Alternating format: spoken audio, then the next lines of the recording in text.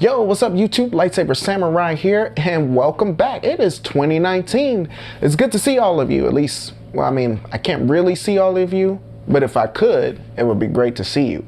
Anyway, we're back again for another video, and this time I'm gonna do a little something different, going into one of my other hobbies, and that is, of course, photography. I told you in an earlier video that I've been hitting this hard ever since I started to level up my equipment to do my YouTube videos, so I figured I would do a what's in my camera bag for 2019. So without further ado, let's get that intro.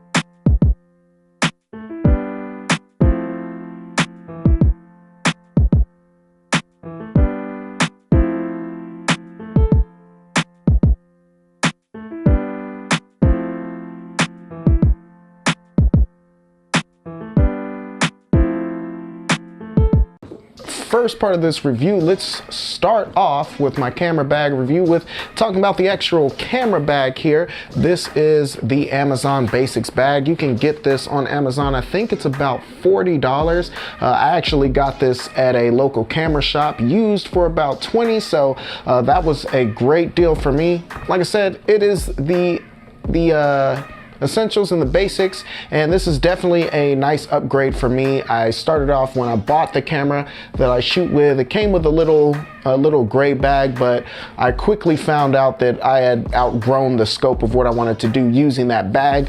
This fits all of my needs perfectly and even gives me some room to grow. So I'm just gonna go in compartment by compartment and we'll take a look and see what I got here. Okay, starting off with what's on the outside of the bag. This is a GorillaPod.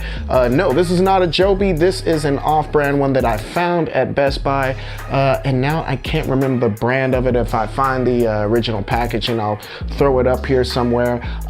This is, like I said, it works actually very good. I know a lot of the off-brand GorillaPods tend to lose their stiffness after a while, and they just get all you know, loose and don't hold up the camera pretty well. My T5i is fairly, it's a decent weight, but it's still heavier than, say, the T7i, the SL2. It's actually closer in weight to like an 80D. So like I said, and this holds up. I mean, I can mount this different places. I can stand it up. I can vlog with it just fine, and you know, bend the ends and still have no problem with it. So a GorillaPod is essential for vlogging, which is something that I want to do a lot more of in 2019. And so, like I said, this is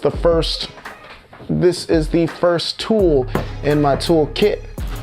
Inside of it, gotta start with ND filters. Like I said, I want to do a lot more vlogging, and one of the things I noticed when as I started to go outside more, I noticed I was having trouble with the sun blowing out all of my compositions when I took photography. And the bit of vlogging I've done so far, I noticed the sun has become a bit of an adversary with that.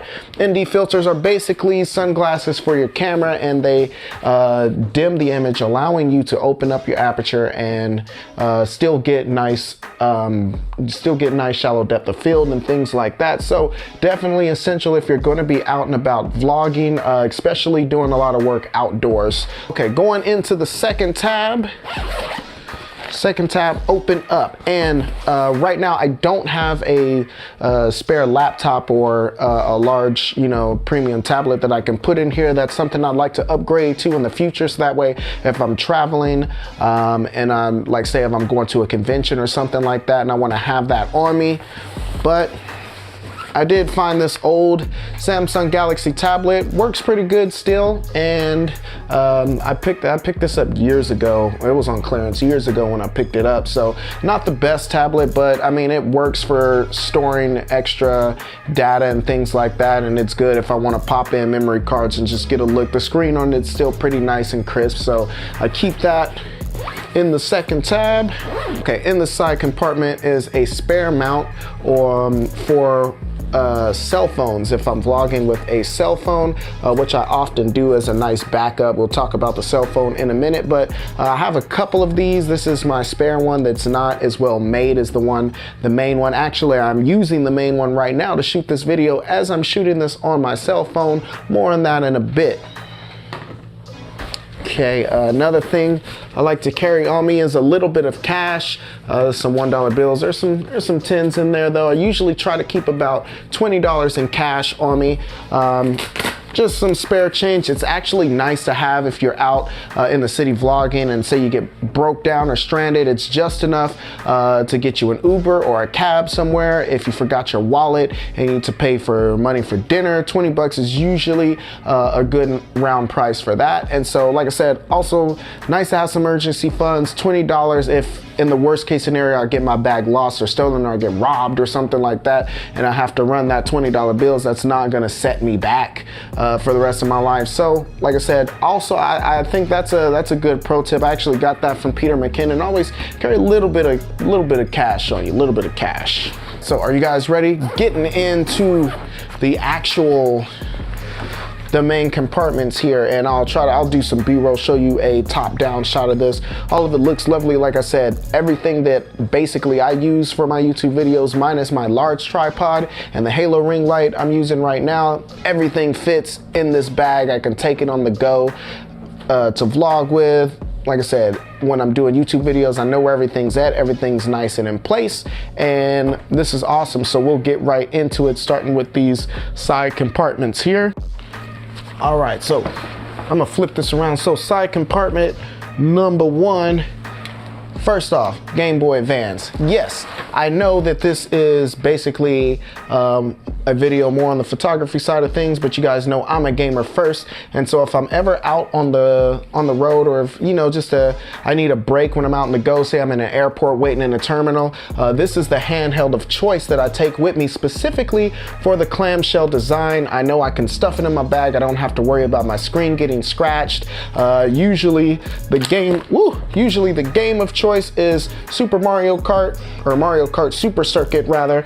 Like I said, just a nice pick up and play game to occupy me if it's something I want to play for just a few minutes. The Game Boy Advance has, like I said, lithium-ion battery. It's holds a charge for a long time. The standby time on this thing is insane. I had this thing on standby for a period of about 6 to 8 months one time, booted up like a champ after just sitting on my shelf behind me for about 6 months.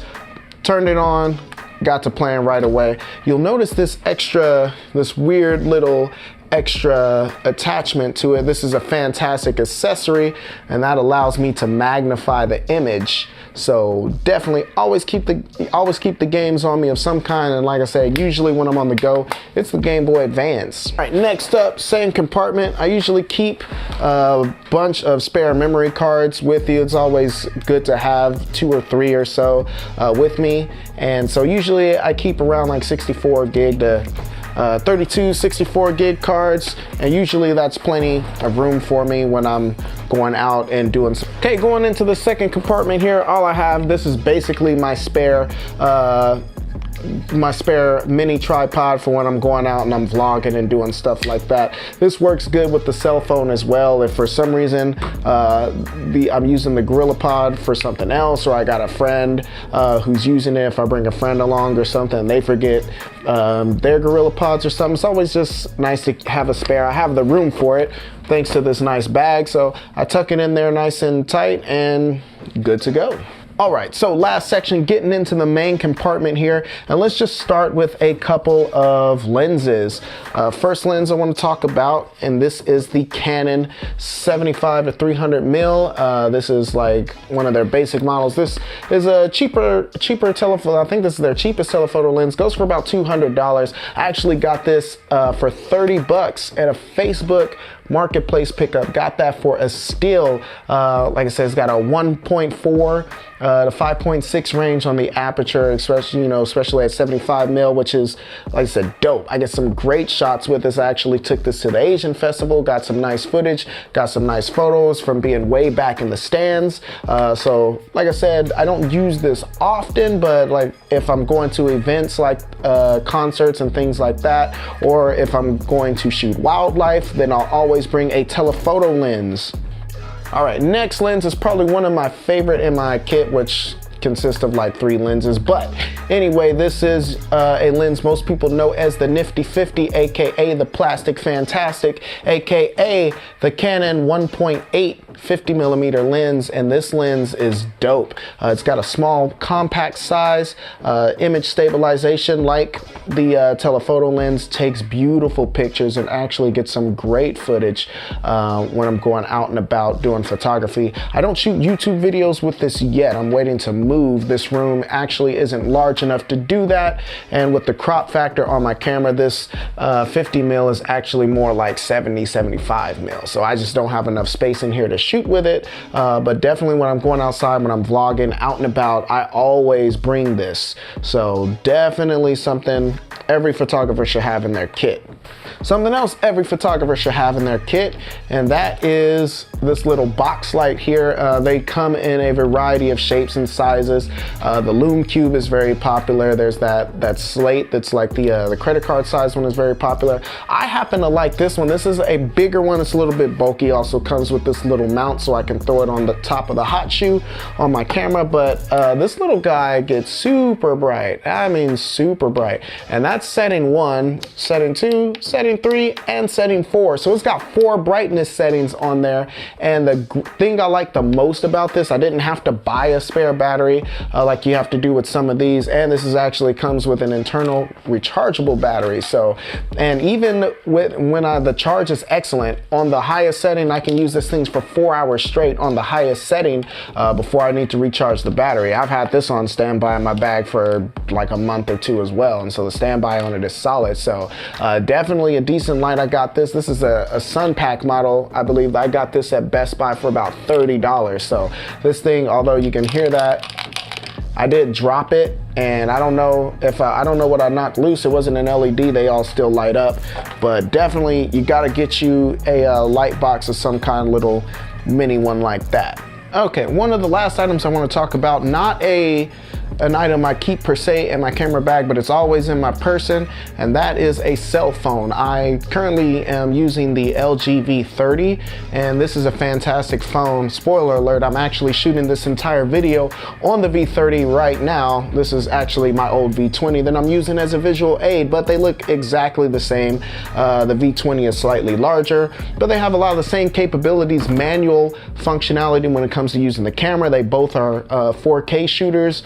And the Kodak is pretty decent, so it looks pretty good once you get the settings right. And actually, if you saw some of my videos, I was using, before I jumped to the T5i, I was using the V20 on most of them, and like I said, over time, as you get used to working the settings, actually using this camera has helped me get better video quality out of my phone. And so definitely a phone is always something that's a nice backup shooter. Most phones nowadays have their own large, internal memory, usually they're 32 gigabytes and up. So that's nice if you got to store quick photos on the go, if you got to take some video on the go. They're also good to vlog with on the go. And like I said, so I always, definitely keep the cell phone with me if I need to, if I need to just some quick, B-roll, or if I need to get some backup shots and things like that. Another thing that I keep in my bag that's not actually in the video, that's the lav mic that I'm using right now.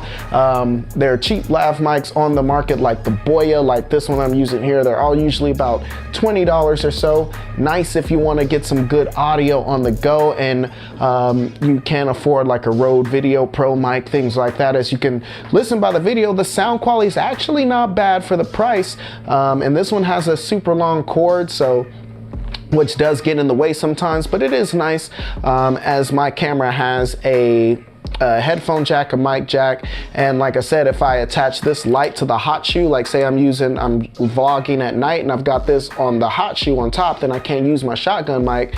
It's also, nice to use the lav. So definitely I suggest keeping the lav mic. They're so cheap, you might as well keep one on you. So speaking of microphones, I do have a shotgun mic, but I don't have Rode Video Pro money, so we are going with the Takstar.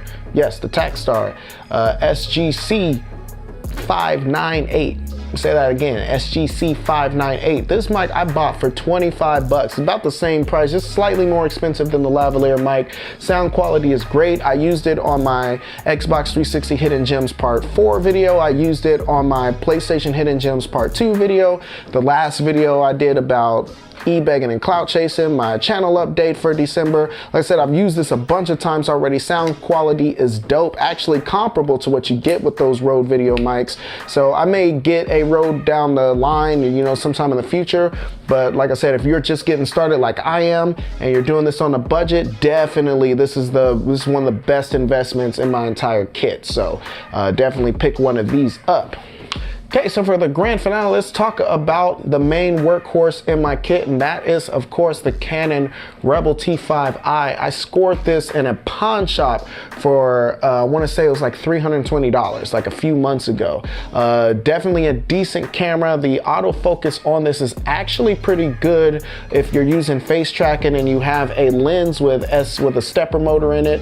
This lens is the 18 to 55 mil, and like I said, the kit lens is actually one of my favorite lenses because it helped me learn how to use camera lenses. It helped me learn how to use manual functionality, gave me a feel for a lot of the basic focal lengths. Starts at 18 millimeters, which is definitely wide enough to vlog on.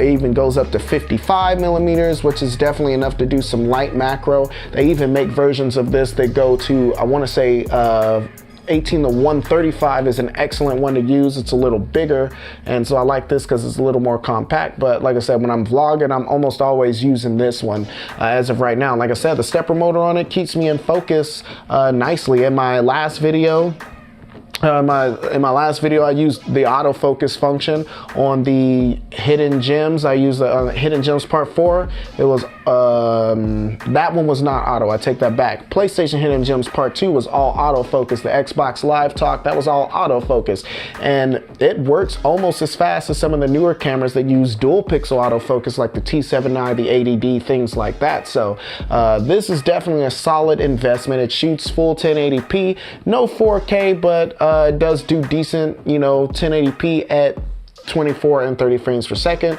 You got slow-mo, you've got 60 frames at 720, which actually looks pretty decent itself.